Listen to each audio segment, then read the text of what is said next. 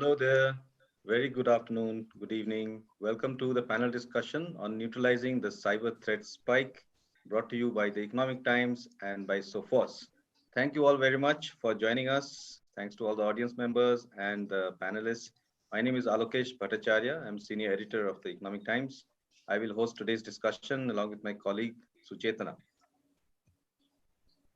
Hi, I'm Suchetna Ray, Senior Assistant Editor of the Economic Times. Good afternoon to all of you, and it's an absolute pleasure to have you today on the panel. Before we begin, a quick round of introductions. We have with us Durga Prasad Swaminathan, CIO, Chola Mandalam Investment and Finance Company, Ankush Tiwari, VP and Head, Digital Services, Quest Global, Priyank Kothari, Head, Information Security, Tesco Business Services.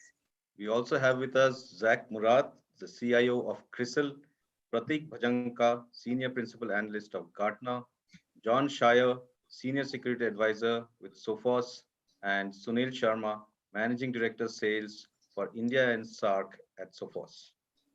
Before we dive into the panel discussion today, Alokesh and I will take just a few minutes to set the context. So, as we've noticed that cyber criminals have never been as active, perhaps, as during this phase of the pandemic. In fact, many say that the COVID-19 pandemic was perhaps accompanied by another pandemic, which is cyber security threats.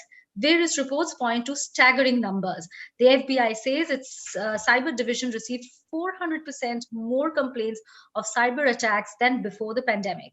Another report says COVID themed phishing and social engineering attacks climbed to 20,000 to 30,000 per day in the US alone. Everywhere you look, the world over, you see that cyber attacks have clocked high three-digit percentage growth rates, as they say that the criminal is always a step ahead of the regulators. Right, and they stay a step ahead and they keep attacking all of us. The attacks are targeted at corporations, governments, critical infrastructure, not to mention individuals like you and me, right? We are also their obvious targets. Now, what has happened because of the pandemic is that the cyber criminals have exploited our fear and our uncertainty, right? And the wholesale shift by governments, enterprises, and society to digital communication and collaboration tools. This is a big shift that has happened. If you look at the India numbers, there's one survey report that says that 7 out of 10 Indian companies saw increase in cyber attacks since the lockdown. And another report says that over 66% Indian companies have faced at least one data breach since March. That's a lot of companies. Yeah, such a situation would normally lead to a spurt in investments in cybersecurity, but reports indicate otherwise. Reports say that businesses were busy with ensuring business continuity, and cybersecurity investments actually perhaps took a backseat. In fact, we at Economic Times recently executed a CXO survey, which points to the same inference. And that is perhaps the worry, because cybersecurity needs to be at the top of the priority list for companies, and perhaps it needs to be also deliberated at length, even in board discussions. Right. And so, there are lots and lots of points to ponder. Has the cybersecurity paradigm really changed forever? Are we as much at risk now as at the beginning of the pandemic? Right. And what are the new threats, or, well, threats you can say will remain similar, but what are the more prominent threat areas today? Now, for example, the cloud has emerged, more or less emerged as a savior towards ensuring business continuity for all of us and continuity in life processes also. But how safe and how secure really is the cloud? So to take these questions and to take these questions forward and debate on larger issues, we have on the panel today cybersecurity leaders from some of India's top organizations, and we hope today's discussion will throw some light on the steps that companies should take to neutralize this spike in cyber threats. And to start things off, I would like to invite John from SOPHOS to give his opening address. John. Thank you very much, and good afternoon, everybody, and welcome to the session. As you all know, as security defenders, and as my co-panelists know, security is about managing risk. What we try to do is we try to reduce the risk as much as possible so that we can have a better handle on what's happening in our organizations and our environments, and then we can fight off the cyber criminals wherever we can find them. But this year introduced a lot more risk than I think many of us planned on and really didn't expect. We had to move from home about a year ago now. We had to move from home, and many did so without proper plans, proper equipment, proper monitoring that allowed them to keep that same level of risk mitigation that they probably had when they were working within their own organizations. And so things were upended. This presented an opportunity for scammers and cyber criminals alike to ramp up their attacks on everybody, as has been pointed out by Chetna and Alokesh. But what we've seen is there have been two waves of criminality, if you will. We had the one side sort of starting in early April of last year, where a lot of the scammers got involved, and we started seeing a lot of the COVID-19 themed scams that were happening. And then we also had the cyber criminals in around March or so started to pick up on this aspect, this new pandemic, to start sending out emails that were including things like malicious attachments. So the TrickBot banking Trojan group was known to have started this in March. They started with Italy, which was one of the hardest hit regions at the time in Western Europe, and then moved across the globe as the pandemic swept across the globe. And then as we look at closer to home for you in India, we did a survey last year on ransomware, and we found that globally 51% of organizations were hit with ransomware, and 73% of those had their data encrypted. With India, that toll was even higher. It was 82% of organizations that we surveyed in India were hit with ransomware last year, and 92% of them were encrypted. And what's important when you're thinking about something like ransomware is the noisiest thing you're going to see. It's not the first thing you're going to see. And one of the things that stuck out to me in another survey on the threat detection was that the average detection time globally is about 5 days or 117 hours. Now that means that an attacker will be in your network for an average of 5 days before you actually detect something and act on it. Now, unfortunately, in India, those detection times grow to 228 hours or 9.5 days. So there's a bit of a lag there. And I think that points to some basic security that might be lacking. But we've also seen other things that are exacerbating the problem. Ransomware has gotten a lot nastier. The payments are higher than ever. They're over $1 million now, with some of the highest ones being in the 30s, $34 million, I believe is the largest one I've seen to date. And they're adding extortion or additional extortion, as if ransomware wasn't enough, by exfiltrating your data, holding that to ransom unless you pay as well. And we've seen even nastier tricks. They're contacting your employees and trying to recruit them to pressure the businesses into actually into paying the ransom. So with this stratification of ransomware offerings, where we've got very highly skilled criminals that are very stealthy and very capable, down to the more script kiddie-like point and click ransomware as a service offerings, we're seeing a lot of people getting involved and making a lot of money. At the end, this is an opportunity for us to start looking at digital transformation, and many of you are probably pushed into it because of the pandemic, because of working from home. And this doesn't just mean just adding firewalls and more VPN capacity. These are opportunities for upgrading your security program, including the products. And this is really a chance at looking at things like zero trust as the next way for you to stay safer as an organization. So thank you for letting us have this discussion today, and I'll pass it on to Pratik from Gartner. Thank you very much, John, for that, for setting the context.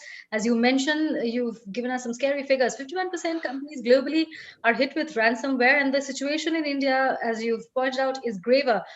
And as you mentioned, that herein lies an opportunity for us to upgrade to the zero trust mindset, really. With this, I would now like to invite Pratik from Gartner to give a context for today's discussion. Pratik. Thank you, Chetna, and thank you everyone for having me here. Hi, I'm Pratik, and thank you, John, for setting the context very well, at the very beginning of the conversation and the discussion here.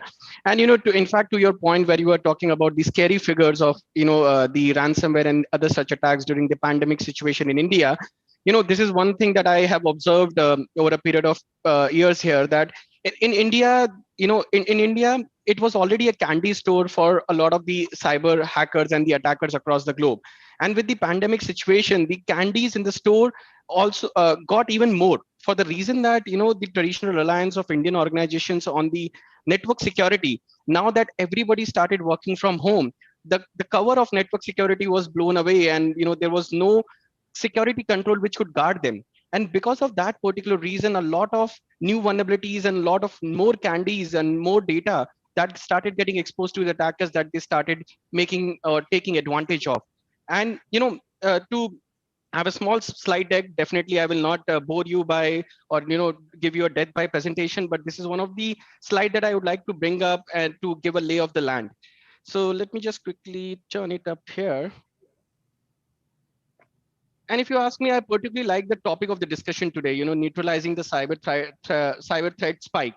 As security professional, as we are continuously evolving in line with the threat landscape and trying to outrun them.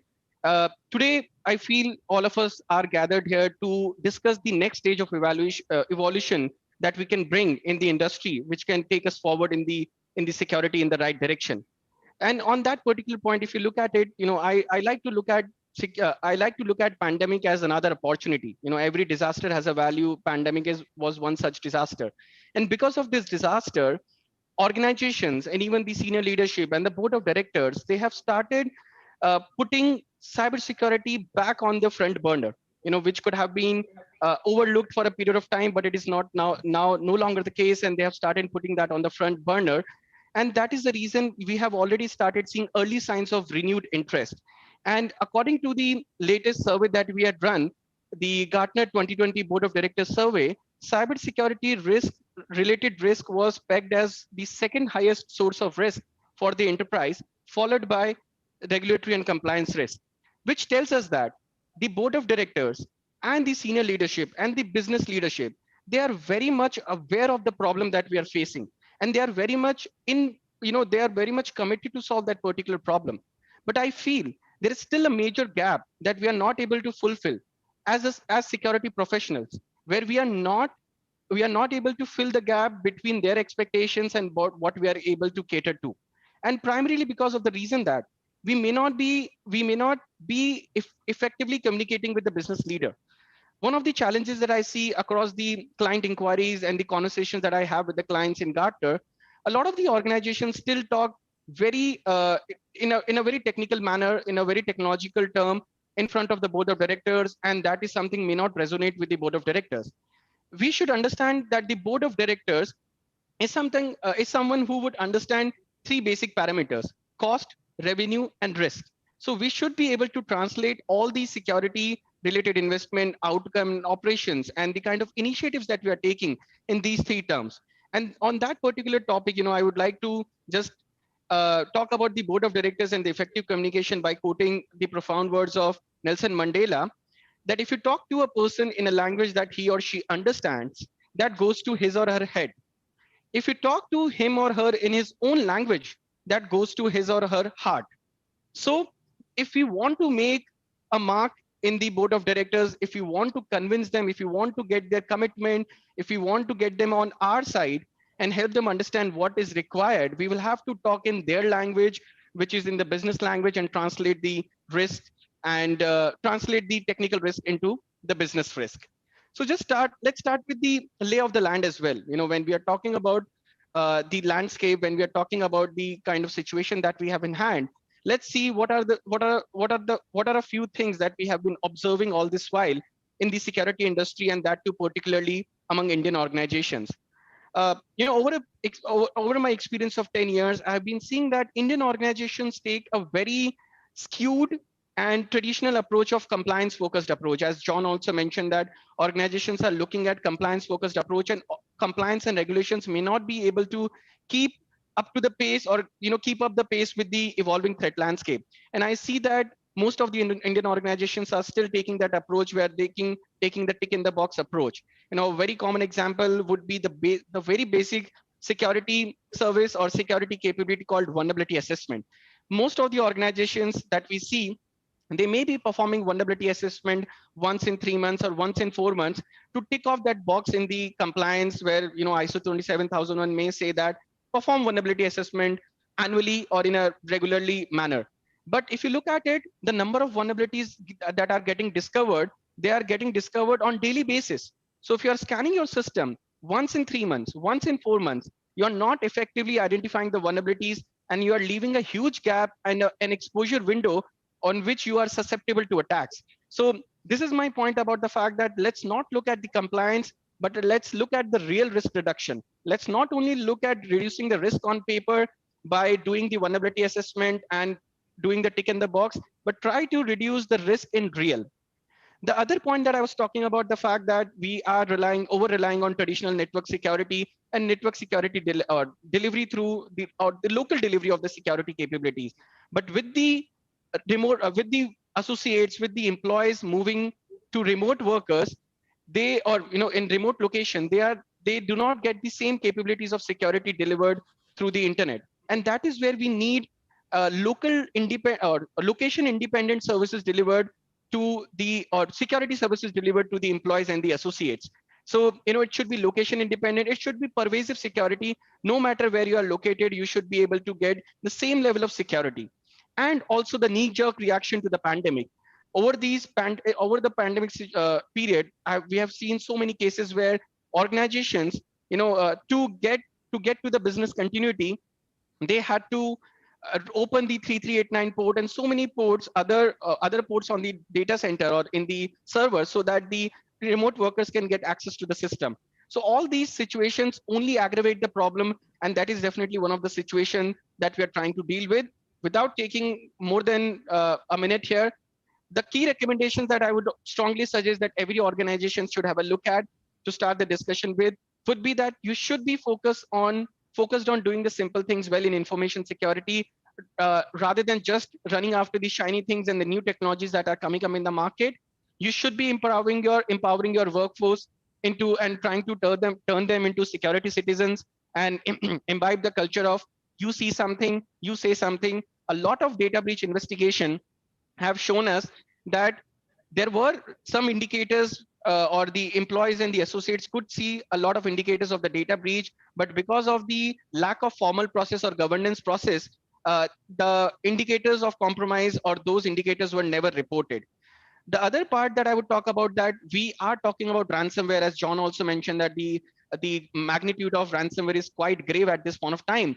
But in spite of the fact that ransomware is such a common menace, I see that Indian organizations do not have an incident response policy specifically catering to ransomware and supply chain attacks. So having a ransomware incident response program and supply chain attack response program would certainly be very useful here. On that particular point, I would close my note, and I'll look forward to the next part of the discussion, where we will talk about the various different scenarios that we faced, and how can we specifically solve those challenges. Thank you very much. Thank you, Pratik. That was quite enlightening. In fact, I'm quite happy to see that your board survey points to cybersecurity risk as the second most recognized threat to corporations by board members, which is quite a big thing. And of course, compliance is number one, which is always going to be. And it is the same thing, even in boards, there's a question of, are you only, checking the boxes, or are you actually doing compliance? Are you changing your system? So, and I'm not only talking about digital, there are many other compliances boards have to do, right? So great. So, some very nice thoughts to start off this session with. Let me share one very interesting thing. When you talk about data, there was this cartoon that I saw, a few months ago. There's this, Dilbert, one of those very famous cartoons, right? So this guy, wakes up sweating profusely in the middle of the night, and he's thinking, like, when you realize, and the background thing is, when you realize that your data is being shipped to a Chinese, to the Chinese government, you wake up and you're sweating profusely. And the next image shows sleeping in arams is alright. So you're asking, then the background says, when you realize that your data is as worthless as you are. So, right? But the point, of course, is that enterprise data is not worthless, and so we have to take them much more seriously than this cartoon in particular did. And just a quick note to the audience, we have about 350 people who have joined us already. Thank you all for finding time for joining us. Just remember that if you have a question, I can already see some questions there. You need to put them in the Q&A tab that you can see in your control panel, right? Don't put in the chat, because chat has been disabled. And of course, depending on time, we will take your questions to the panel, and we might even get you on camera, one or two of you on camera, to ask your question directly to the panel. Again, depending on time, it's not a commitment. So now that we are going to move into the panel discussion, the first question that we are going to ask the panel, I want to ask that question to the audience first. So let us have the first poll. And the poll is, did your organization see increased threat perception due to the new paradigm of remote work?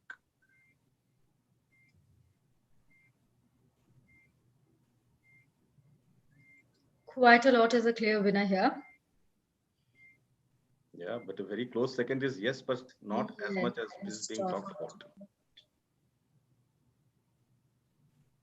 Okay, we have almost 200 votes in.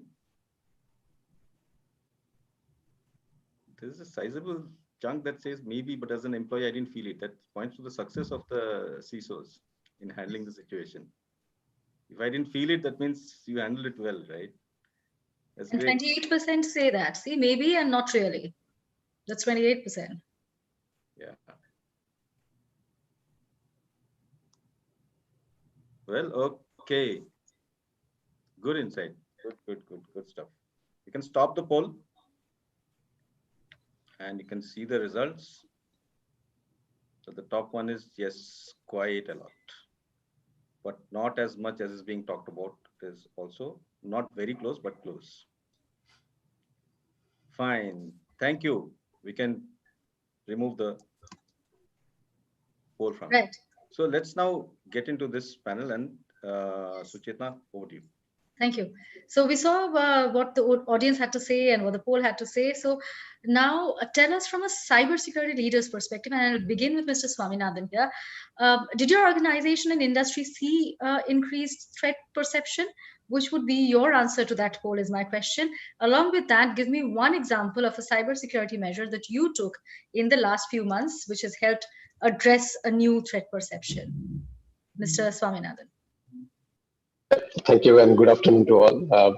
And I agree with the first option, which was, I think, the majority voted that there was an increase. And I would say it's, the attackers out there are getting more and more context aware. And I think they took advantage of the scenario that we had of, the pandemic in one place and the whole opportunity that everybody's working remote. So the typical defense in depth kind of situation was taken out of the whole equation there.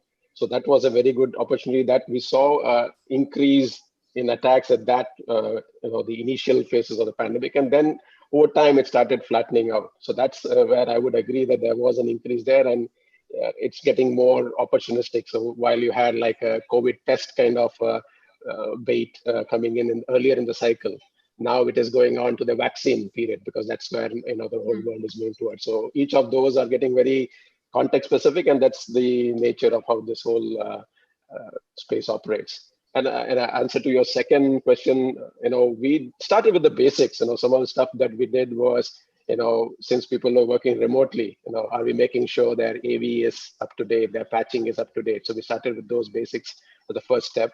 Then we, given a lot of us still connect significantly with third parties, so making sure that is a more, increased rigor around reviewing the firewall connectivities that we have across. So that was one part of, making sure we cover the basics besides, the continuous messaging going on to the users to be more aware and sharing part.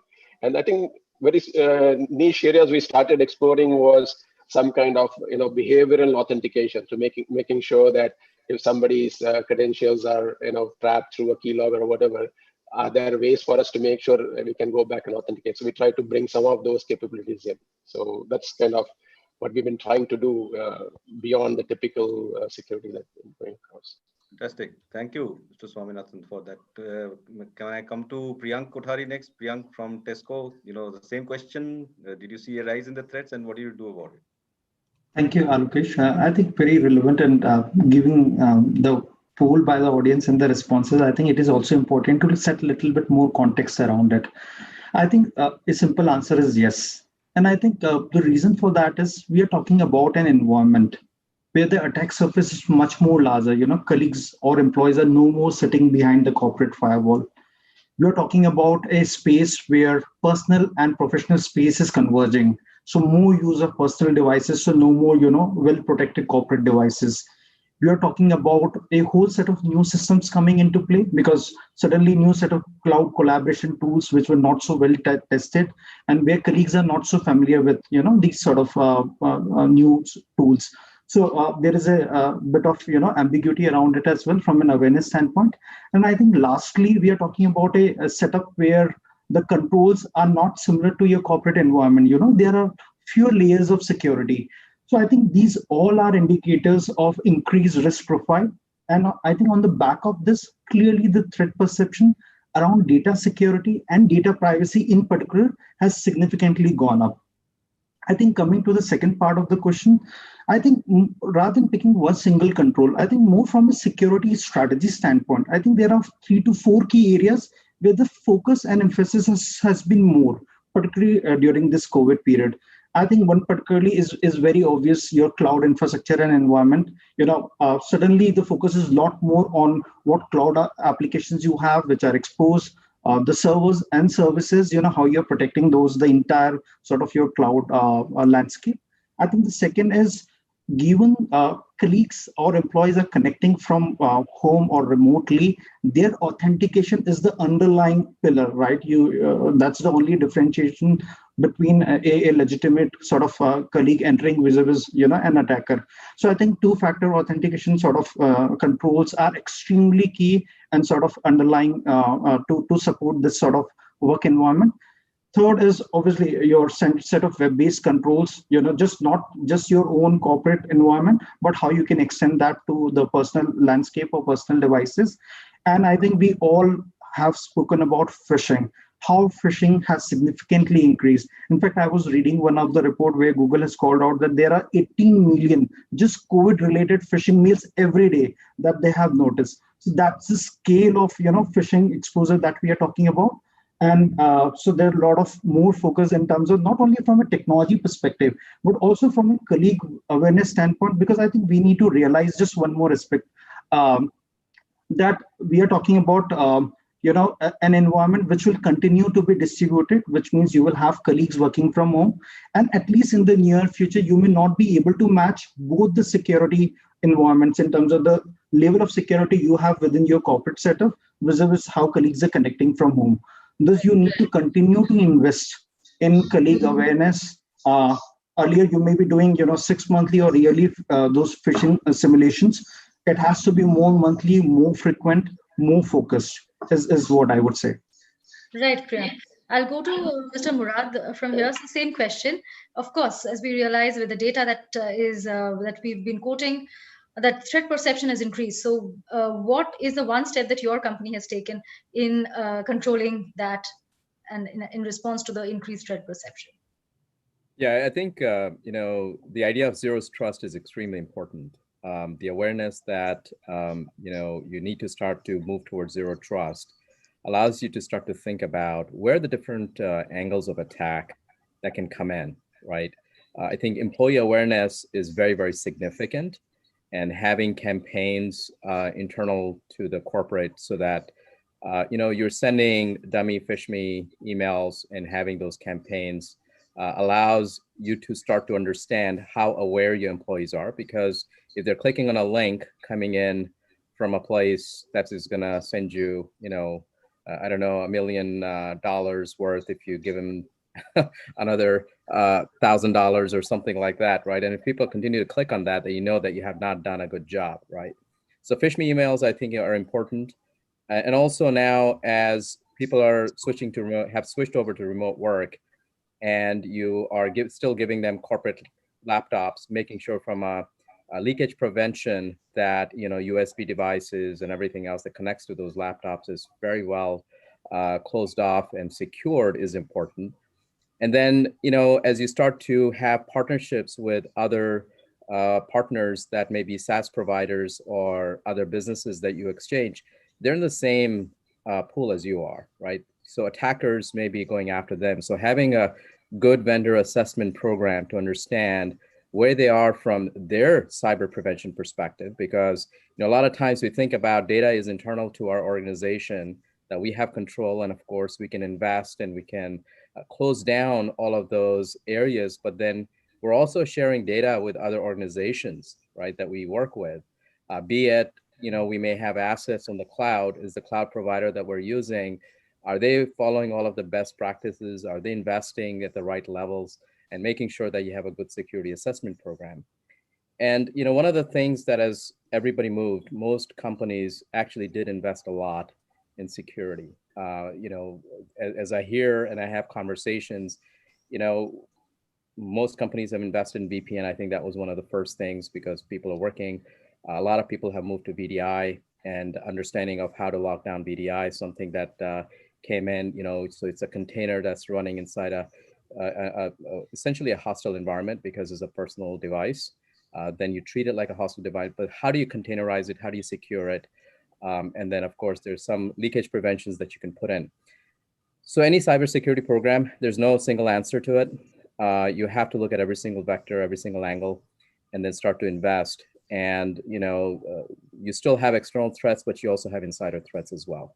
So you have to keep an eye on all of those aspects. And I think we talk a lot about external threats, but insider threat is also something that continues on. Insider threat is, in fact, it's the insider threat that actually sometimes is not even a threat, right? It's just an unaware employee who doesn't know what to click, and you click on the wrong thing and you introduce a massive security breach for the organization, right? So Ankush, your view on this whole aspect, and also do enlighten us on some steps that you've taken. Yeah, thanks, Alokesh, and good afternoon, everyone. So for us, I just like to define what's the macro trend that changed, let's say, last 12 to 14 months for all of us. We were all moving towards like loving our centralized IT system. Everything was getting centralized, controlled centrally, fantastic. Everybody was enjoying that experience. Suddenly, boom, one day, we call it work from home. I mean, I call it work from anywhere. Actually, that's what is happening. And if we look at its deglobalization or decentralization of workforce that has happened. Now, when I look at decentralization of workforce that has happened, so maybe it's easy to say, hey, you instead of coming to office, you sit at home. That's probably decentralization in terms of workforce. But when we look at the IT infra, it's a nightmare. I mean, I can't decentralize my IT infra, which I have built over years, secure a lot of things, secure a lot of endpoints, and do it overnight. Second point was the lot of endpoints that changed, right? With this decentralization, the new endpoints that came in, which could bring threats. And as Alokesh, you were correctly pointing out, a lot of times unknowingly employees do not know a lot of things that were naturally available to them in their enterprise environment when they were sitting in their office. Everything was hunky-dory, and a lot of things, which they could click accidentally were not even coming to them because they were in a very caged environment, which was, you can just say, like a golden cage when it comes to working in the enterprise environment. So when I look at it, the macro trend, right, from decentralization of workforce, and when I map it to a decentralization of IT systems, it's not going to happen that ways. And second part is that cybersecurity, typically we were looking at as an umbrella on the top, right? So what we used to do is there's a cage, it's like there's rain happening on a cricket ground, you cover the pitch, you leave the ground open, right? So as long as the pitch is protected, you are more chances of coming back onto the ground faster. So cybersecurity typically has been built in traditionally enterprise for multiple reasons in that way that we keep on adding more cover. But intrinsically, we haven't built it into the systems, right, from employee culture to employee products and to a lot of other things. And I see this decentralization trend is going to actually, we have to think of decentralized IT in the future. Two primary reasons. We saw a globalization wave that is happening, but now more and more digitization happening. I strongly see that there is a deglobalization wave that will happen. You will see a lot of organizations will have to deglobalize their strategies just because of data policies of Europe versus North America versus China are not going to be the same. So we will have to look at that aspect. And lastly, I would say, even if when we say cloud, cloud is a great enabler for all of us, which gives a faster scale and all. But again, the deglobalization aspect has to be taken care of because, if let's say if you're working on one major cloud provider, it may not be present in another geography, right? Some of them are not present in China, some not in Russia. So there's no one global cloud which is available everywhere. So I would say deglobalization is the key, decentralization is the key. We need to think everything in this aspect. For us, specifically what we did, we had to jump onto new tools. I mean, again, I won't say that, something great, but it's all adding new covers that we could do in the fastest possible way when we were looking at this decentralization happening on the workforce. Right, Ankush, you raised some very important points, and that's the thing about educating your employees, and that's a topic we'll come back to a little later. Before that, before I go to Sunil and John, for your perspective as a vendor here, let's first run the next poll. Can we have the second poll, please? There you go. What, in your opinion, are the biggest cybersecurity threats today for enterprises? Wow.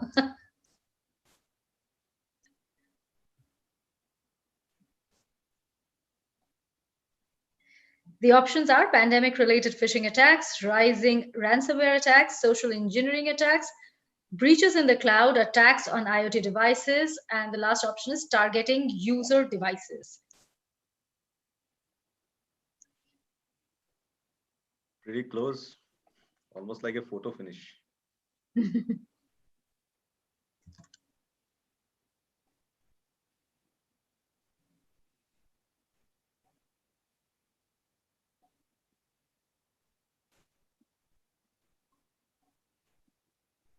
I feel supply chain attack should also have been added in the list. Yeah, supply chain attack through what? Through one of these only, yeah? You can attack the supply chain through multiple points. Multiple points, of course.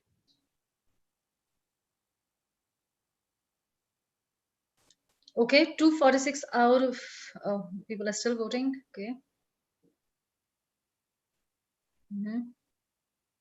See, pandemic-related phishing attacks are still so high, no?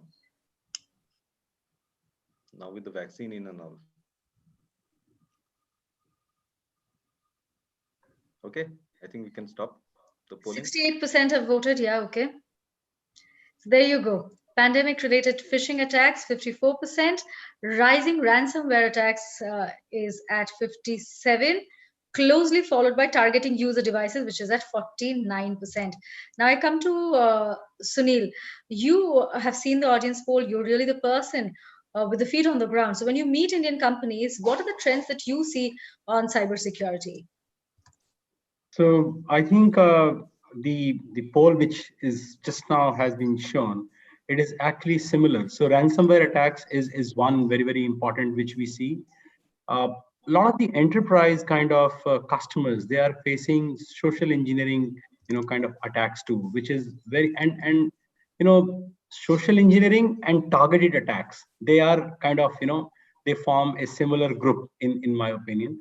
So that's where target attacks, which are normally we call them as advanced persistent threats, also APTs. So these are the two kind of attacks which we see. And phishing, as I think mentioned by someone, is constant. Whether whatever is happening, people are just trying to take that as a bait.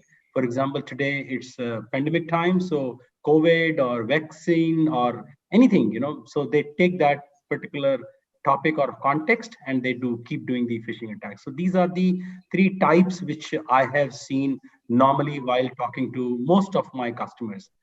That's my input on this. Great. So, John, perhaps you could give us a broader global kind of perspective on this. Do you agree with this poll that we have? Almost 250 top, security guys have voted for this. Yeah, so I want to react a little bit to what some of my panelists have said earlier, because I think there's some important pieces in there.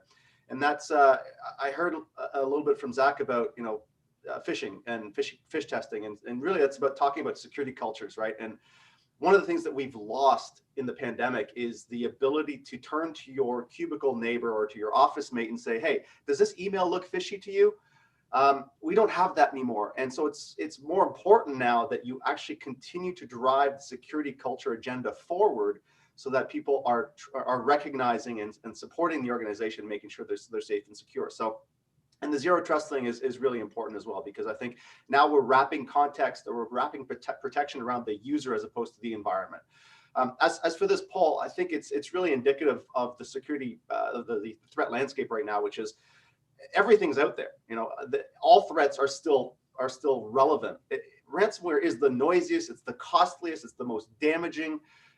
But at the end of the day, ransomware, as I said in the opening, is the most visible and usually the last sign of an attack in your network. The first sign could be something as benign as just an email that puts a dropper on your box, which then goes and fetches an additional payload, which could not be ransomware, it could be a banking Trojan. And once that banking Trojan is done stealing all your financial information, then the ransomware guys swoop in and encrypt your data.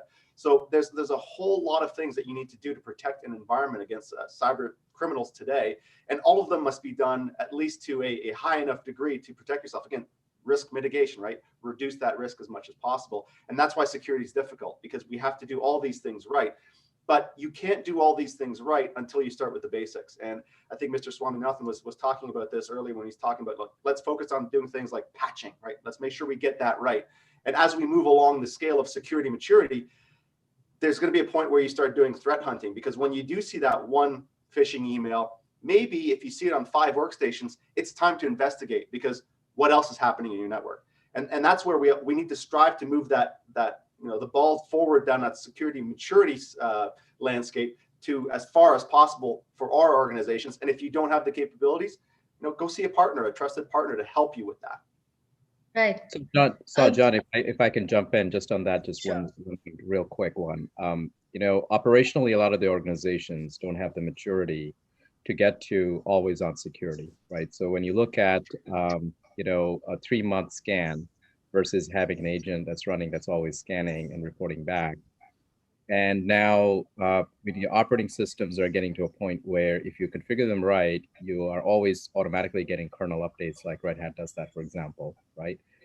And then, the patching process itself getting 100% automated, something that we do in the cloud. I think operationally, to your point, there's some basic things fundamentally that have to start to change. They require a lot of investment within the program from ground up.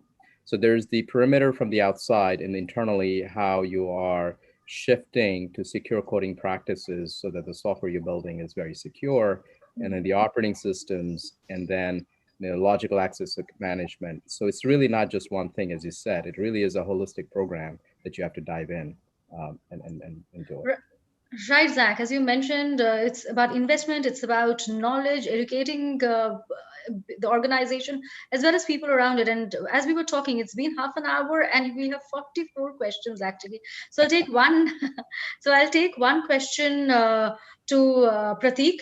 The question is that, see, while we've moved to remote working, a lot of work also gets done on our mobile phones. We access office work on mobile. So what are the measures that can be taken for mobile security? That's a question that is coming in from Rajiv Malik. Absolutely. That's a very good question if you ask me, because now that we have moved to remote work, no matter what the device is, and now with the SaaS application, we can, we have the access to application on our tips, at our ease. So in those cases, the organization can play, or your company can play a vital role where they can enforce the same policies that they are using for the corporate devices, so that you unmindfully do not end up compromising the corporate data, where because of the reason that your browser, the kind of browser and the inbuilt browsers that you may be using on your phone may not be equipped enough to show you the same security errors that you may be receiving or getting when you are browsing it through through your system or through your laptop. In that case, you may miss those warnings. You may miss those warnings, and it may lead to some kind of impact or some kind of malicious activity. So, in a nutshell, the organizations, organizations can make sure that they enforce the same kind of policy and the device policy and data policy on the mobile devices. At the same time, we talk about endpoint protection platform and endpoint security on our laptops and desktops all the time, but we very rarely talk about the mobile security and kind of endpoint protection or antivirus that we need on the on the mobile devices.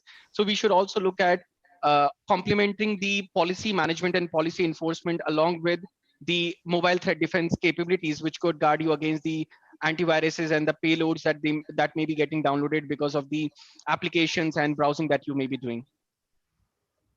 Okay, and user devices is a hugely interesting and fascinating thing. And talking of phishing, I got a phishing message, a couple of weeks ago. Then, of course, I don't want to talk about it here, but I managed it pretty well. I didn't let any threat through to the organization. Yeah, unlike me, who ended up paying 5,000 rupees. Right. I'll come to Mr. Swaminathan. We were briefly chatting about this yesterday, and you'd like to tell us a little bit about what you think. While we have been all talking about the threat in the spike in the cyber threats and all, the spike really happened in April and May, right? And since then, it has more or less plateaued, or it has come down, right? So you can tell us a little about it. Is it has it really come down? Has the pace of growth of the cyber attacks? Has it slowed? And what does that imply? No, I would say, see, it's slowed. It's kind of come to probably marginally above the pre-pandemic level, so to speak, in terms of the kind of attacks that are coming in. And I will share a couple of instances that we have been observing. Like you said, you got a phishing, and now some of these are getting more and more sophisticated. So we had some somebody reporting from the finance that since they deal on the treasury front with different kind of banks, and banks typically may say they have their own email platform for external users to come and pick messages or do any interactions. So while this bank never had that kind of interaction, they said because of COVID, you need to go and pick up a message from a particular site.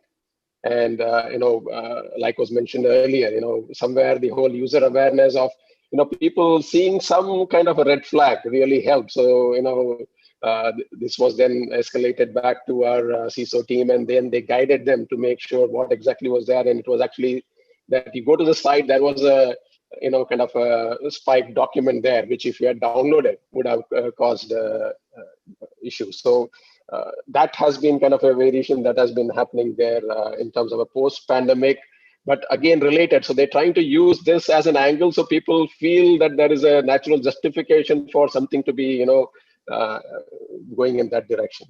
Now, one point I wanted to add in terms of, I think Zach's response on, the whole auto patching. So while we have done, again, over a period, earlier the whole patching cycles were sporadic and you find out, okay, where you're lagging behind. And we moved down to the continuous part. So we have more visibility on where we lag and how do we do. Some of the challenges, just to be clear on that, is sometimes the old applications start breaking. And that's something we have to be aware of. So while on one hand, you have the whole security aspect to cover with the, the whole patching cycles, you can't afford to have any negative impact on the business. So that's a balance that we need to always carry and make sure that, some of these are, not impacting the business. At the same time, the risk aspect of it is also covered there. Right, Mr. Swaminathan. Also, changing dynamics of a business also would force you to change your entire perspective on security, perhaps. I'll come to Priyank with that question. We were reading in reports that store orders for you guys were up 40% last year as more and more, people prefer to buy in bulk, especially in the UK and in parts of Western Europe. This also meant that your Bangalore team had to perhaps redesign shelves in the supermarket. And this is in addition to the surge in home delivery orders. So what does all of this surge mean for your business and its security? I think our online orders have gone up 100%, over the quarters. Every quarter we believe that it's a Christmas hike, and that's how retail sector see it, sort of a big bang day. But I think there have been multiple Christmas cycles that business has seen. I think from a security perspective, I would just like to build on what Mr. Swaminathan highlighted, that I think my view is that attacks are fairly continued, but I think we have got better at in terms of learning and adapting and catching them early. So sort of, the whole initial spate of phishing and the initial set of trends that we saw, and those sort of trends have come down because maybe we were able to learn through, those instances or incidents, and able to fine tune our systems and security and monitoring accordingly. However, as we are learning, so are attackers. So I think by the time we settle down and we think, we have got a sort of grip over the situation, we'll find that there are another new set of trends on the back of, be it sort of phishing or other set of indicators, which will be picked. So I think, as panelists have also highlighted, we have to continuously evaluating our system, our posture. It's not a quarterly sort of cycle where you evaluate and sit and wait for something to happen, but you have to be continuously assessing your posture and see where new set of trends are emerging, look at your alert and sort of monitoring and sort of reports, and see if there are anything that you need to really focus on, and have the ability to quickly sort of, then support those areas with your sort of skills and resources, be it from a policy and control standpoint, so that you can quickly respond to it with an effective strategy. Right. And strategy also has to be backed by money, right? By investment. So that is another area that we really need to look at. I want to come to Ankush with that. I've been seeing a lot of reports when you're a product engineering and lifecycle services company, right? So that's a hugely high-tech kind of affair these days, with products being such precision engineering going on into modern products. And I noticed that you said you're now going to set up a TCMS lab in Hyderabad, right? Along with Bombardier. Correct. So, which is great. Now, the point is, for an organization like yours and for the kind of work that you do, the high tech engineering work, there's a lot of cybersecurity risk also, and a lot of money riding on the risk that comes with it, right? So, what sort of investments? I mean, you don't have to give us a real number or anything, but you tell us that is there a growth in terms of security related investments in the organization or in your related industry? I think very good question, Alokesh. So I'll give you, like, I have been, let's say, on the product engineering side doing cybersecurity for from 2008, 2009, 11. We tried to go sell cybersecurity as part of, inbuilt into the products. Let me tell you, we didn't get any dollars, right? I mean, we got good meetings. We never got any dollars. But of late, the good part is now we see the trend changing, right? And as what I say, that it was seen as more as an enabler or a tick mark at a lot of times, which was not good. I mean, I'll give an example, right? I mean, if you look at any enterprise in our country today, we have a security guard outside the company, which is typically outsourced, right? Nobody cares what is the quality of that. I mean, I think it's unfair to say nobody cares. We care, but I think the seriousness of that probably is under question, right? We saw a similar approach towards, let's say, when we were doing product engineering, and we tried to say that, hey, cybersecurity, there's an additional effort of, let's say, this much amount of money we will have to put and make sure that the product is inbuilt cyber secure. Let me tell you, every time it was questioned and most of the times it was taken out, right? How much ever we tried to say it is important. But the big change is nowadays, we don't have to do that hard sell. Sometimes if we miss it, the customers ask, hey, what's your cybersecurity approach? And I think Nice. Prateek was mentioning that VAPT, right? Vulnerability assessment. I think today in a lot of things that we are doing, it's a hygiene factor. And now the complexity is that, for global companies, let's say you took a name about Bombardier, which is public news, right? When they are doing business across the globe, cybersecurity is about protecting their product, but at the also same time ensuring that we are following the laws of the land, because on cybersecurity implementations, different geographies bring in different implications, even on the software product specification and the buildup that you will do. So overall, I would say it's a positive sign. We all have matured. We all are looking at a big digitization wave that is happening. And it is great to see the maturity coming at all sides of an inbuilt cybersecurity system rather than like an over-the-top play, which will not give the level of security that is required for the world of tomorrow. And, I would say in our country, if you look at what Aadhaar has done to us and how seamlessly we are doing some of the things and in a very good manner, I think it's one of the best examples globally that I could say of a system performing fantastic work. I mean, we had some bad news about it, some hacks on it a few years back, but today, if you see the amount of systems that are using Aadhaar and running amazingly well in an amazing time is hats off to the team which has done it, and the country has great infrastructure on that right now. Yeah, they've used those to go from strength to strength, the entire Aadhaar framework that was there. We have a question from Alicia. She's part of the audience. She has a question. Alicia, if you can hear me, you can switch your camera on. Her question is for Mr. Murad and Mr. Swaminathan. So, Alicia, can we have your camera switched on? You can switch on your camera and ask you a asked your question. question and moved away. Are you still there with us? That's the trick question there. Looks like you're not with us. Okay. Okay. Alicia, so the question was interesting. She asked, what would you do when your endpoint is under attack or have been compromised? Time and effort that's involved is the first part of the question.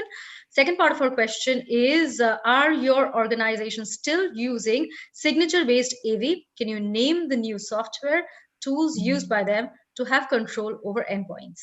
For both Mr. Murad and Mr. Swaminathan, whoever wants to go first. Yeah, I would rather not comment on what software we use for obvious reasons, right? At the same time, I think it's a very important question. So, you need to have layers of security within your environment. For example, you need to have preventative and detective controls. And from a detective controls, as you have logging enabled, all of those logs are going through a SIM as well as you have a SOC that is monitoring those alerts coming in and then being able to react. I think the metrics that John provided early on very telling, which is the time to detect can be 5 days from threat detection on average, and India is 9.5 days. So it's not just important that you have a SOC that's there, but it's actually a functioning SOC. And the detective controls are not just there as a tick and box; they're actual real things that are detecting. So, if you have a corporate device, you'll have scanning software that's always running that will detect those and that can alert you that there's something that is being compromised. Those are, most corporates will have that. That's very standard now, and there are a lot of vendors that allow you to do that. You also have then all of those logs that are coming in, as I mentioned, through a logging framework that are then being consolidated within corporate. If you have a VDI, which is containerized and is very secure, then even if the endpoint is compromised, you have some level of protection, right? At the same time, if it's a phishing email, then you are completely compromised. If you have a application that is running and that application has not been built securely, and I mentioned this, which is, just like you're using an email, you're the first line of defense, your developer is the first line of defense when it comes to secure coding practices, which means that the development environment that they're using, does it actually have a plugin that automatically scans every time they're writing code? And this is something that Ankush is talking about from a product engineering perspective. The products that you're building have been built with secure mindset, and then the operating system that they're running is automatically getting scanned. So when the product is built and goes out, you're comfortable that it's built and it's engineered to the right level. And then you have a feedback loop. So unfortunately, it's not a single answer. You have to start from the beginning all the way in, and then continuously keep updating it and keep an eye on it. Yeah, Mr. Swaminathan, you were the other person who had to answer. Sure, yeah. No, I think Zach covered it extremely well. I think I'll just add on to that in the sense that while the endpoint in, I think, in her case is the entry point for any issue to be coming into the environment, unless the other aspects of your infrastructure, the whole ecosystem is secure enough, it will not limit to that point alone. And like was mentioned with Zach, unless your applications, the other infrastructure like operating systems are all either OS being hardened, your apps being, following a very secure development lifecycle, each of these will, start becoming the next hop for anything that is coming into your environment. So that's a big part of how do we make sure that, if there is an issue coming that is initiated on the endpoint, you try to, how is it cordoned off to that point alone, and rather than spreading to other parts of your environment. And, one part where, let's say even if you cordon it off to that particular device or endpoint, what we have been also working with, few startups is, what kind of a risk am I carrying? Is this an endpoint that had, say, highly sensitive data? So is that, so that's something we've been working with. So we know based on the kind of data available on that machine, we kind of have an objective view of the risk and the data loss that could have been happening if that endpoint has been compromised. So that's something we've been, doing beyond, like I think what Zach mentioned was like extremely appropriate in terms of the endpoint, but some of the stuff that we are trying to do so that we not stop at that, but also see what other risks we carry purely from that endpoint perspective. Thank you, Mr. Yeah, go on. Yeah, if I can just add one more thing, the detection software is getting very sophisticated as well, right? So enterprise software that is being put in, they're using a lot of machine learning algorithms, AI, to start to detect those anomalies. So it's not just, because there's a lot of noise that comes in that gets thrown out of the SOC, right? And what is a real threat versus what is not a real threat. And those machine learning algorithms allow you to get rid of a lot of that noise, so that, the better those models get, those AI models get, the more you're now actually looking at anomalies. What is the one that you have to go after? And that's where I think the biggest challenge from a SOC perspective is, otherwise you're going to invest, you're going to have 1 million people look at 1 million alerts, or you're going to have, a smaller staff that is able to crunch through 1 million alerts, right? And that, you don't always see that, but that's really what ends up in the behind the curtains when the SOC team is looking to address those alerts. I'll go back to a thread of conversation we were having before Alicia asked her question, that is about investment. pandemic, even after on the other side of the pandemic with the vaccine, as we've observed that certain amount of remote working will continue with all organizations, with most organizations. So my question is for Prateek. Do you think that this remote working will mean that the risk weightage given to cybersecurity will move up in its priority given the entire risk framework of a company? Absolutely. I strongly feel that, the priority and the weightage towards endpoint security when it comes to the overall security posture of the organization has gone much higher and will go certainly more higher, for the reason that if you look at it now, we are becoming boundaryless, with all the employees and associates working remotely from their respective places. And as Ankush mentioned, that we are not working from home, we are working from anywhere and everywhere. That means we are no longer looking at 2 or 3 branches of our organization, but looking at 5,000, 10,000 branches of the organization. That means the endpoint device and the endpoint laptop and system that we are using, they are your new perimeter. They are your new perimeter of the organization, and they are being used to access your critical resources of the organization when it comes to data, regulatory data, and all of these aspects. And even, if you look at it, even if you are allowing your employees and associates to use their own laptops because of the reason that you may not be able to ship those on time, in those cases your identity is becoming the new perimeter. So in all these aspects, having a robust endpoint security capability on your, or securing your endpoint will definitely increase the security posture to a larger extent, because they are subjected to a lot of attacks, and as if you look at the attackers, they're always trying to attack the weakest chain in the cybersecurity ecosystem, or the weakest chain in the ecosystem. And and for the reason that endpoint security, or not the endpoint security but the endpoint, if you look at the users of the endpoint, they may not be security experts, they may be business folks who may be focusing, and who are not just maybe, who are focusing on so many other aspects than just the security. So if you look at the awareness level of the people who are using these endpoints, it varies drastically from team to team and person to person. And that is where you need a standardized way of delivering the security and making sure that the endpoint is secured well enough. And we have been talking about the availability as one of the core principles of security all this while, but now the availability of security resources and capability, delivered to you no matter how you are connected, whether you are in the enterprise connected through the enterprise network, through VPN, or on the open internet, or not connected at all. You should have the same set of capabilities delivered to you irrespective of the location, and you should have the same kind of security posture maintained. So that has become very, very important nowadays. I think if I can add to Yeah. this allocation, Suchetna, is Sure. I think the enterprise of tomorrow needs to think of some disruptors that are going to be there and that can help them the problem that we are staring at, right?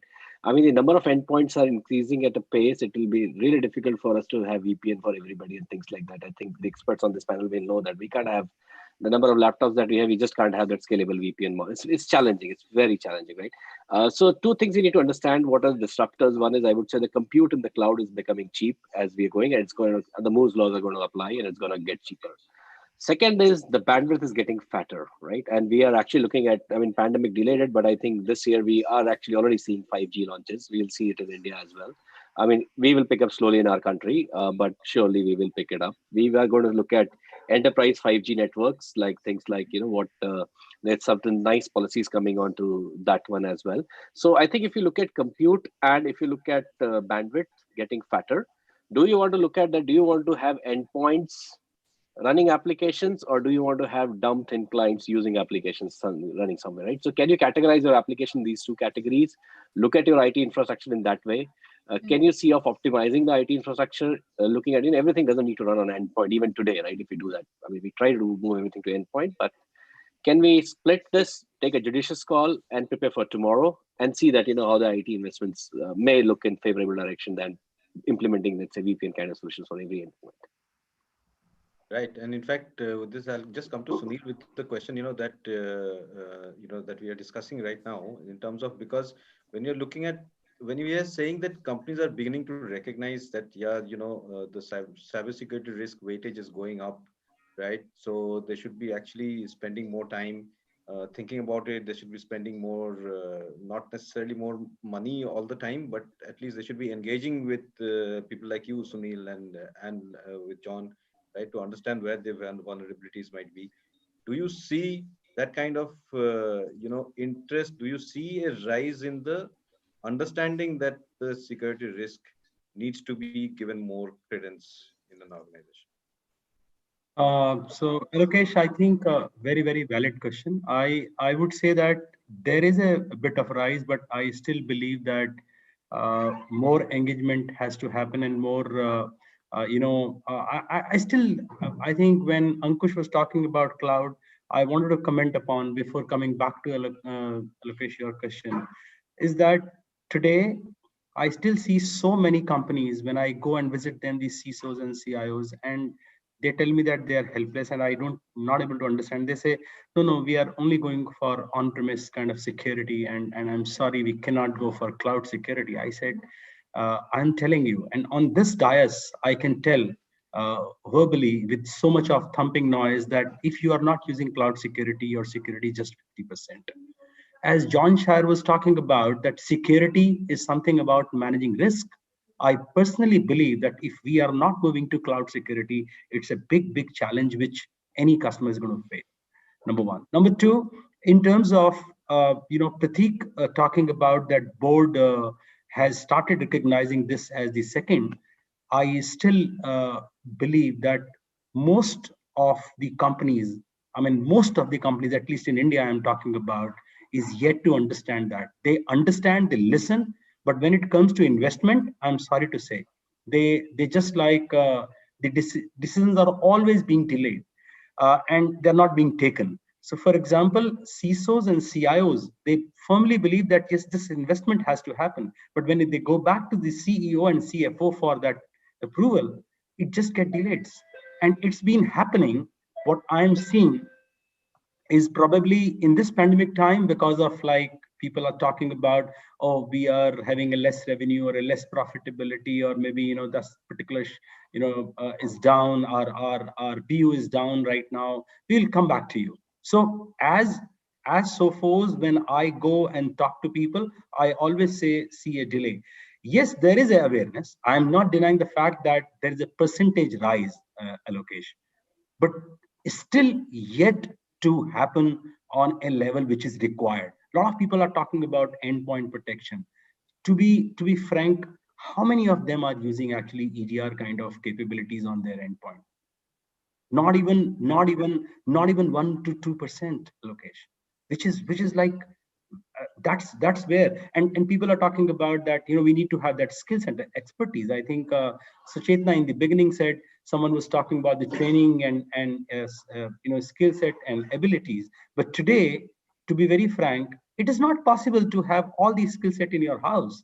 Someone has to just transfer to third party, and that believe that there is a third party who has to do and give that SLA. So I think that's my opinion on your question. Thank you.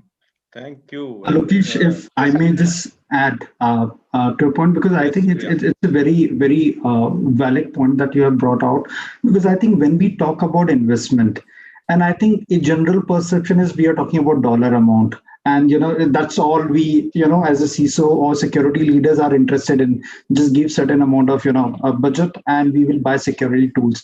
But I think it is equally about having investment from a perspective of time and effort of the business of an organization. How many times you get time with the board and leadership? How many times security leaders are invited into business forums, so present from a security strategy why it is important? How many times project teams take into account effort required to implement security controls as part of, let's say, some sort of code development? So I think we need to have a more holistic view of the investment that we need from the business, because otherwise it will be very fragmented or isolated implementation of controls, which will not be effective because business will not be aware of it. They may not fully comply with it, and it will be, as I think we have been discussing, it will be more of patch on the top rather than something which is embedded as part of the environment. So I think we really need to look at, when we seek investment, it should be more holistic conversation than just about budgets. And when you think about a company like Tesco, which is like everywhere and everywhere around the world, then it becomes even more of a nightmare to get everybody to agree on something, you know? Yeah, but I think that's I think at the first place you recognize that this is how you need to approach it, and I think you need to build your case and you need to keep at it, because till the time you're not recognizing that there is a holistic approach to it, you may end up yourself in a trap, because even if you get the amount, you may not be able to secure and there could be an incident. Right. Let's come to our second attempt at an audience question, and we have Yash Jethani with us. He has a rather interesting question. Yash, I believe you are now with us. Yes. Right. Can we have your question, please? Hi, I'm Yash. Hopefully you can hear me. Yeah, we can hear you. Your logo also. Yeah, thanks for the enlightening session. I'm from IDC. So I had a question on the cost front, and this was put up very, very nicely by Mr. Sunil Sharma and to some extent by Ankush also. So most organizations in India view security as a cost, and until they receive a ransomware attack, when the brand gets tarnished finally, that's when they recognize it's important to invest in that network. So my question is more around the network operators, and can vendors themselves start selling those zero trust products and services so that the entire cost is now shared on everyone instead of one organization. So it's more to do with democratization of the security itself. Now that we have deglobalization happening across the board, and Mr. Ankush also pointed to that. So do we have that? Do we have those bodies in place at a national level that suck up that cost at a national level and then trickle down to the company level? Okay. Who wants to take that? Who wants to I take think the question? it's a question that, John, you might want to just give your views on at a slightly broader level. Yeah, let's be honest. Zero trust isn't for everybody. It's not going to apply to every organization and in every industry, but it definitely is something that is the way forward. As we start thinking about how do we protect against future threats, we need to start thinking about what technologies are available to us and what advanced technologies are coming out and are going to help with this particular this particular new normal, if you will, with cyber threats increasing in complexity and increasing in speed and scope and size. So at SOPHOS, we're working towards this, right? We're working towards providing a complete zero trust product that will help your organization manage all this stuff. It comes down to a lot. What I've been hearing in this discussion is, there's discussions about priorities, there's discussions about costs.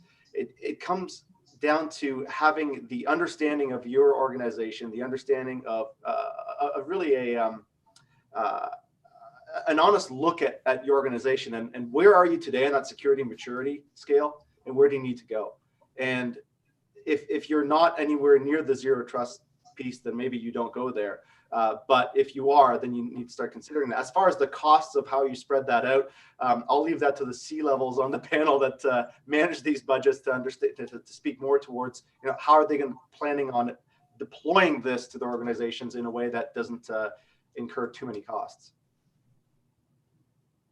Right. Hey. Anybody else wants to take a stab at this question? Yeah, sure. Go ahead, Mr. Tiwari. Yeah. So, Yash, good question. And, there are a couple of things that you will see when any democratization of tech happens, right?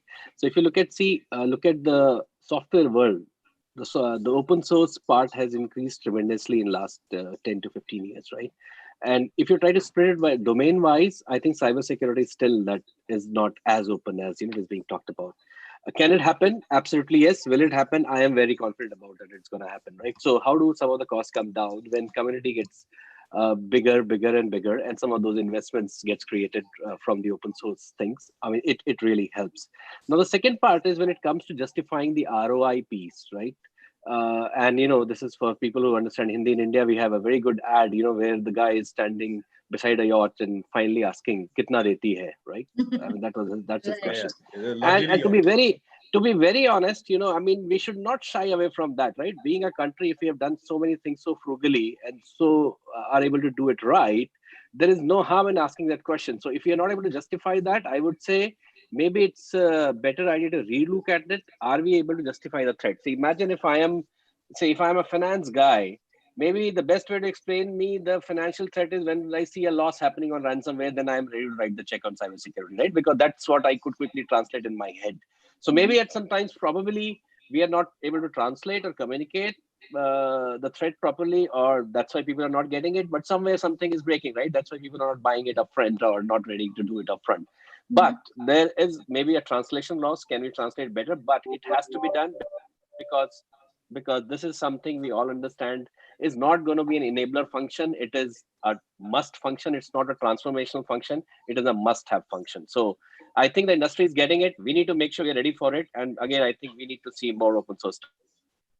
Thank you, Yash, for your question. In fact, thank you. In fact, the World Economic Forum comes up with the Bible of risk framework, which is called the Global Risk Report. And the report for 2021 puts cybersecurity as one of the top 7 risks that it has identified. And when it identifies the risk, it says that it is not a business requirement or a futuristic thing. It is a must for businesses in 2021. With that, let's move to our poll number 3. So can we have the third poll up, please? Thank you. So what, in your opinion, are the biggest challenges in securing the cloud?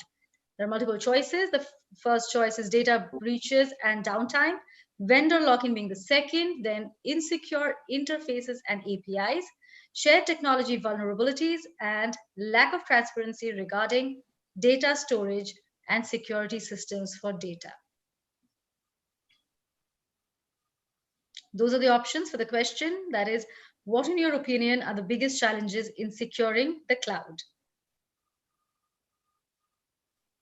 There is one which is not there. Part of this is that lot many people don't even understand that it's a shared responsibility. While you are securing the cloud, it's not just the cloud provider responsibility, it's the responsibility of you as an organization too. So that is something which, anyway, move on the poll.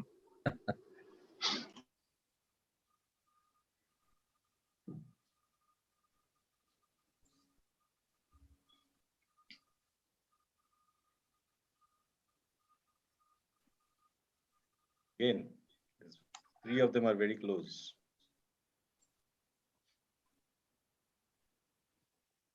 Okay. Data breaches and downtime, insecure interfaces. APIs are supposed to be the panacea for all sorts of problems, right? But they create their own problems. I think we can stop the poll. Yeah, more than 60% have voted, so yeah.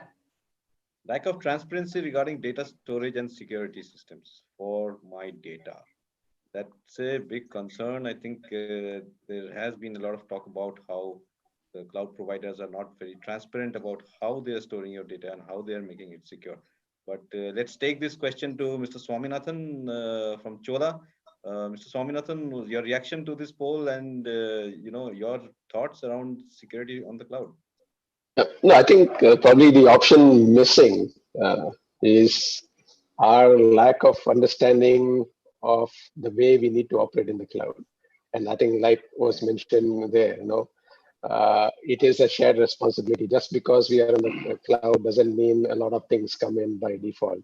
So while some of the basics are already there, if you see the typical nature of breaches that happen in the cloud, it could be something like somebody has misconfigured an S3 bucket, or the basics like a database authentication is not having a 2-factor setup and all that. So this is purely stuff that you should be doing irrespective of you are on the cloud or on-prem. But then some of that comes down to how well you understand when you're moving from an on-prem. It's not a lift and shift when you're moving from what you had on an on-prem or a co-located setup to cloud.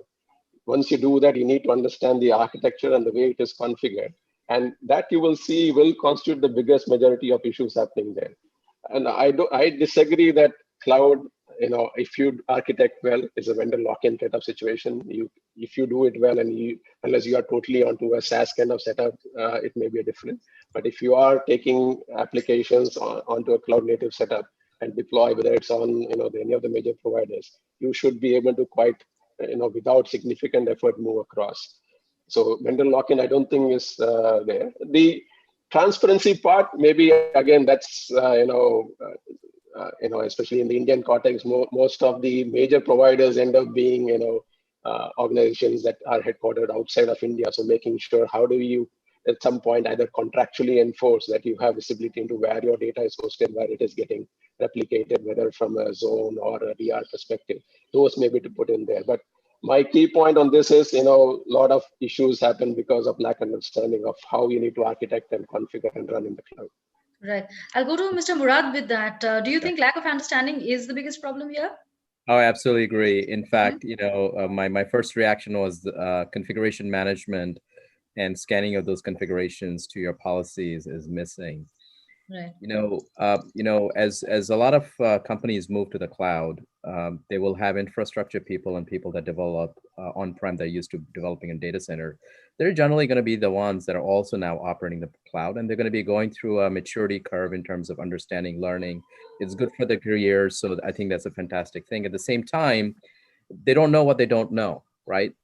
Which means that the point about S3 buckets or how you manage your encryption keys, where and how you're securing them. If you look at some of the large data breaches that have happened, because somebody left something open that they didn't realize from a configuration perspective, and that's really what's going to come out. So you're going to have a policy. You're going to tell everybody you should encrypt your S3 buckets. Okay, I'm on AWS and I'm encrypting them. At the same time, do you have the right scanning software to make sure that that is actually happening? A lot of the security rules that you've built in from a policy perspective, are they adhering? Now what we're moving to is a lot more sophistication with Kubernetes as the new operating system with containers. How are the container level security being managed? And are they being managed by policies? So they're new software, open source software like OPA or Open Policy, agent, or that you're establishing and you're running and you're managing security through policies. In other words, what I'm saying is there's a lot more sophistication in the cloud. And in fact, what you end up being is a lot more secure in the cloud. And to Swaminathan's perspective, you don't actually get lock-in if you understand what services you're building and what abstraction layers you're building.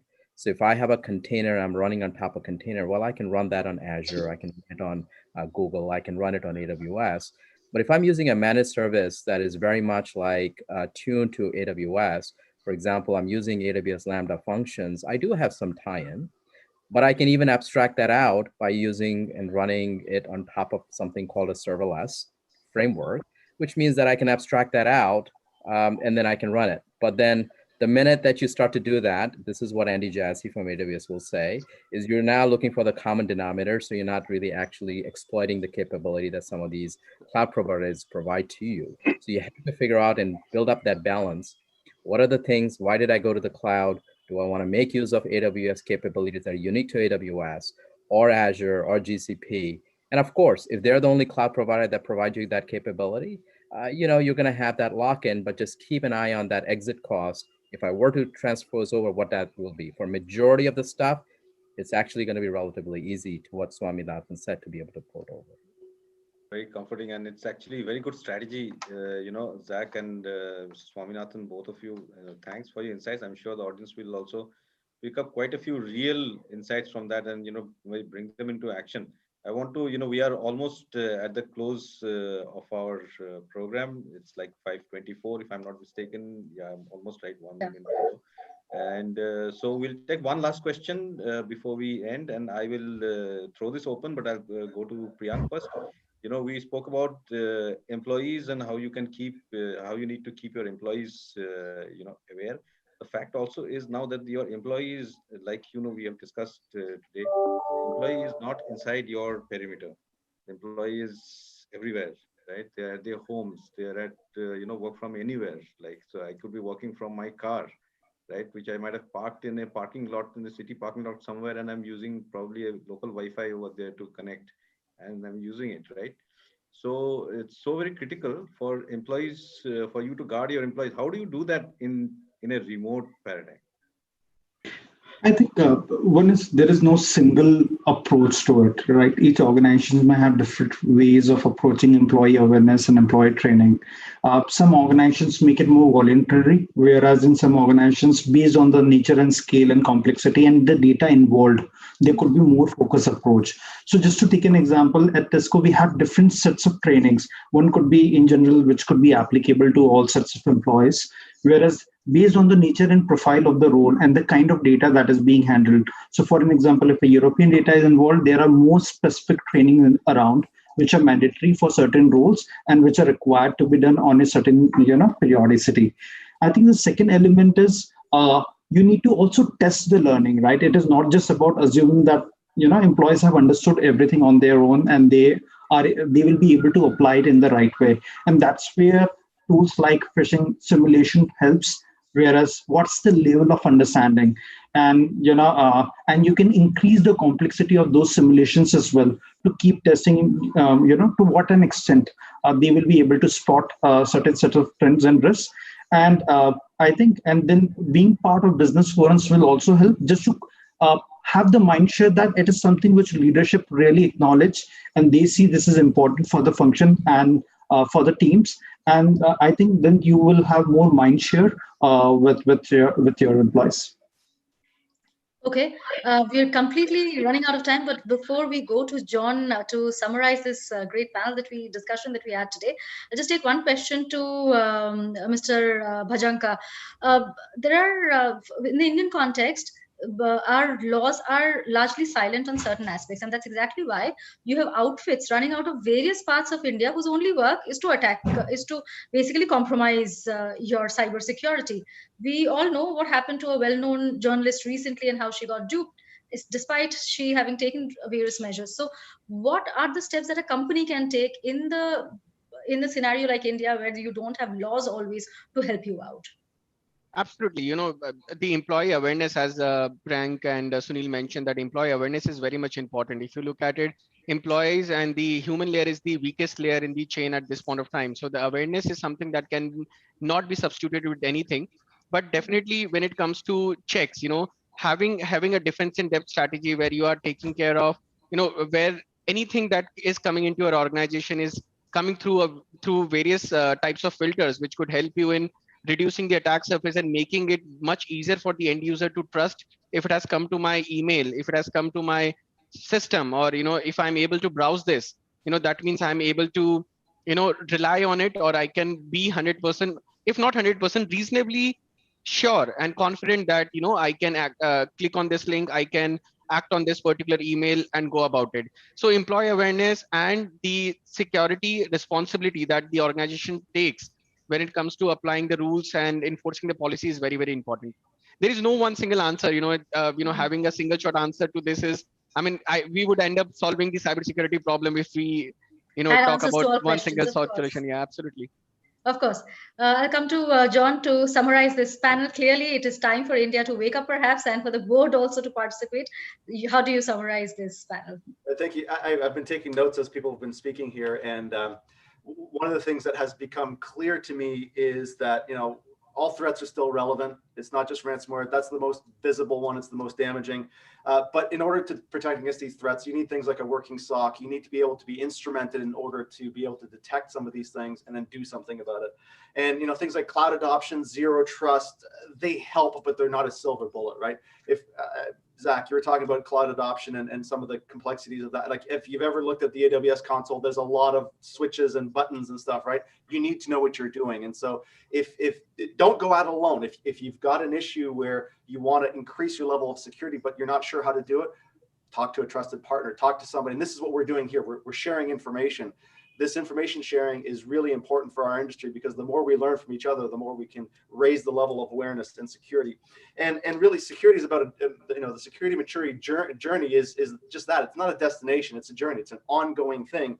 And make that honest assessment of your organization. See where you are on that spectrum of security maturity. And treat security as an enabler and as a positive, not just as a negative, as something that, that we used to be the guys that said no all the time. You can't do this, you can't do that. Now we're the people that say yes, and we enable the business.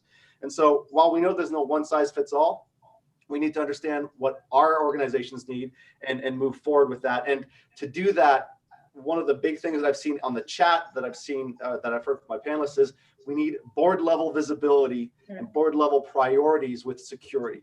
You need to have security in an organization that cuts across all departments, whether it's finance, HR, production, manufacturing, but also have that buy-in and that trust from the board that you're going to be able to protect the organization. So with that, I'll turn it back to Alikesh and Suchetna.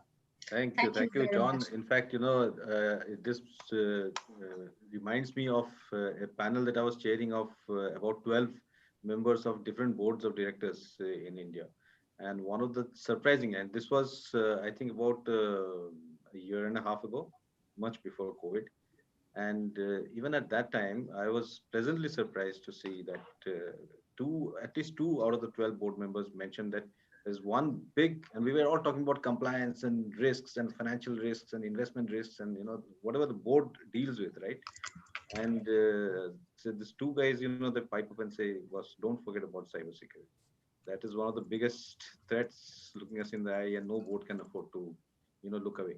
So fantastic, John. Thank you for such a wonderful, summary. Thank you all the panelists, for joining us. Zach, Ankush, Sunil, Priyank, Swaminathan, Prateek, John, yourself. Thank you. Thank you, Suchetna, for being such a wonderful co-moderator. Thank you, Ankush. All the people who joined us, more than 350, 380 is the last that I counted. There's a massive crowd. Even now we have more than 250 people who are with us till the last moment. There are about 74 questions which have actually gone unanswered. We've not managed to answer them, but sorry about that. We couldn't find the time, but it would take us another couple of hours to get them all answered. But I think really wonderful panel, and thank you all for being with us. Goodbye. Thank you. Goodbye. Thank you very much. Thank you. Thank you.